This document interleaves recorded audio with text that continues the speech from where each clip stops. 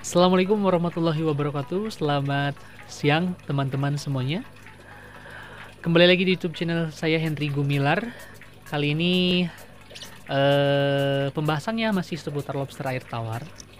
Nah, jadi ceritanya tadi pagi saya mau coba bersihin si akuarium ini karena memang dari air juga udah kelihatan kumuh,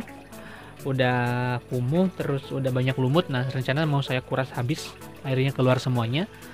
Terus mau saya bersihin juga lumut-lumut yang nempel di akuarium ini.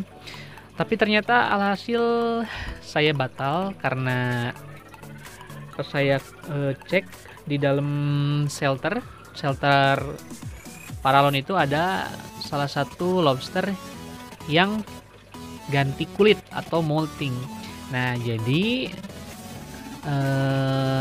berhubung dan kebetulan ada lobster yang ganti kulit, sekalian aja saya bahas di sini supaya teman-teman juga tahu perubahan-perubahan yang akan terjadi, yang akan teman-teman alami ketika ketika menjalani budidaya lobster air tawar ini.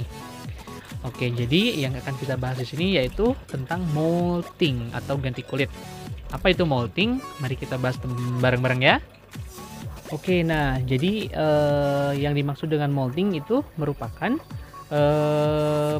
proses alamiah yang terjadi pada lobster air tawar. Lobster air tawar merupakan hewan kerangka luar atau exoskeleton, memerlukan proses mengganti kerangkanya tersebut pada saat tubuhnya semakin membesar. Ganti kulit lobster air tawar dilakukan dengan keluar dari kerangka lamanya dan membentuk kerangka baru dengan bantuan kalsium yang didapatkan dari pakannya. Oke, jadi si lobster ini sebetulnya bukan hanya lobster aja ya. Untuk hewan-hewan bercangkang seperti lobster salah satunya, dan juga ada kepiting ya, yang saya tahu itu mereka akan mengganti kulitnya atau dia akan keluar dari kalau istilah sederhananya dari rumahnya dia, kemudian akan menempati rumah yang baru. Nah, rumah yang barunya itu dibentuk dari dari kalsium yang didapatkan dari makanan. Contohnya ini. Nah, tadi pagi saya cek akuarium saya. Dia ada yang molting 2 ekor. Nah, ini cangkang lamanya teman-teman. Jadi si lobster itu membesarnya itu bukan seperti kayak hewan air lainnya seperti ikan gitu, membesar tanpa ada yang ditinggalkan.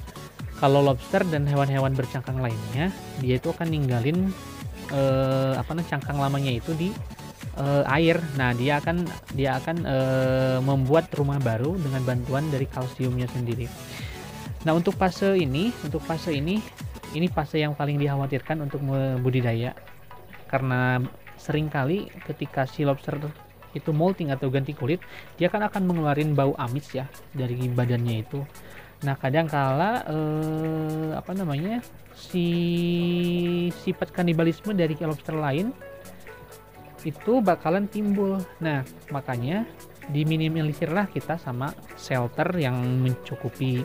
Jadi apabila ada lobster yang ganti kulit, kita bisa meminimalisir kanibalismenya, yaitu dengan cara menambah shelter yang lebih banyak daripada jumlah indukan yang ada di kolam atau di akuarium.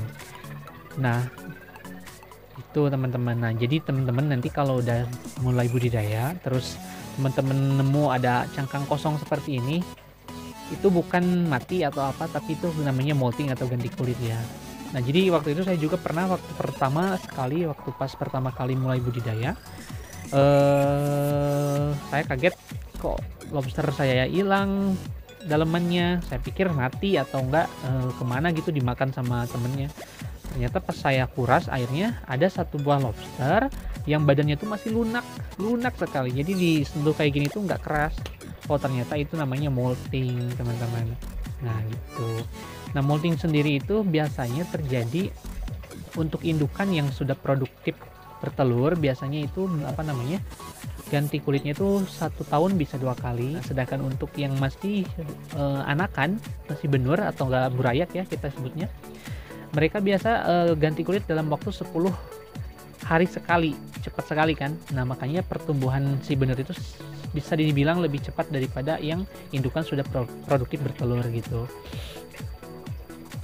Sedangkan untuk pembesaran untuk dari apa namanya untuk usia 4 bulan biasanya yang belum produktif bertelur ya, mereka biasanya berganti kulit itu rata-rata 4 kali dalam 1 tahun. Oke, nah jadi begitu teman-teman.